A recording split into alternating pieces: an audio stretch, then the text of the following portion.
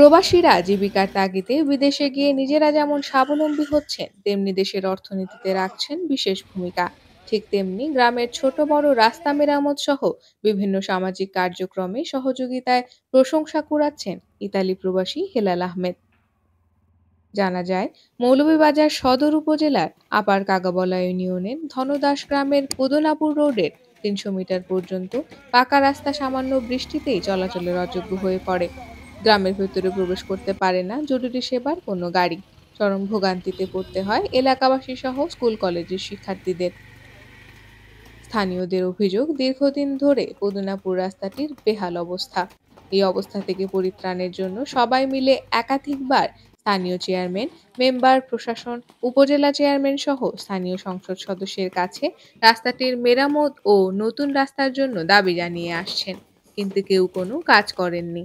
তাই ভোগান্তি নিয়ে এই রাস্তা দিয়ে চলাচল করতে হচ্ছে হাজার হাজার মানুষের। এই যে রাস্তাটা দেখা 7 বছর ধরে আমি সৌদি আরব থেকে আসছি, 7 বছর ধরে এই নমাজও যাইতে জনগণ আমার দোকান আছে, মার্কেট আছে, আমার জনগণে কয় যে কিতাব আপনারা পারেন না নি, আমরা করবো কি, আমরা করার কোন সুযোগ নাই। আমরা গরিব মানুষ এটা আছি কি, আমরা চলই, আমরা চলন তিরিশ, এই রাস্তা ঠিক করার ক্ষমতা তো আমরা নাই। স্থানীয় বাসিন্দা জালাল আহমেদ বলেন, সামান্য বৃষ্টিতে এই স্থানে হাঁটু পর্যন্ত পানি হয়ে যায়। মাঠের সব ফসল এই রাস্তা দিয়েই বাড়ি নিয়ে যেতে হয়। এই রাস্তা দিয়েই কৃষিপণ্য বাজারজাত করা হয়।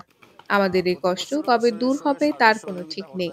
যদিও ইতালি প্রবাসী হেলাল আহমেদের সহযোগিতায় আজ রাস্তা মেরামত করা হচ্ছে, যা কিছুটা হলেও কষ্ট লাঘব করবে। সরকারিভাবে যদি এখানের মাঝে কোনো হাজ যায়, বর্তমানে দুই সাইডের দুইটা ড্রেন প্রথম অবস্থায় জরুর।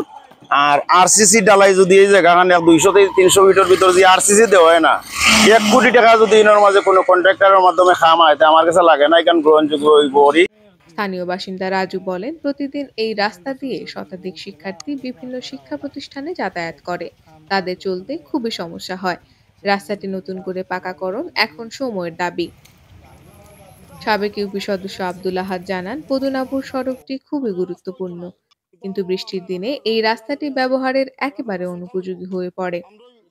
স্থানীয় এক গাড়ি চালক বলেন, প্রতিদিন কাগাবলা বাজার থেকে আগিউন অথবা পদনাপুর বাজারে যেতে হয়। এই রাস্তায় ঢুকলেই ছোট বড় গর্ত থাকার কারণে খুব দুর্ভোগ পোহাতে হয়। আজকে রাস্তা সংস্কার কাজ করা হচ্ছে দেখে খুবই ভালো লাগছে।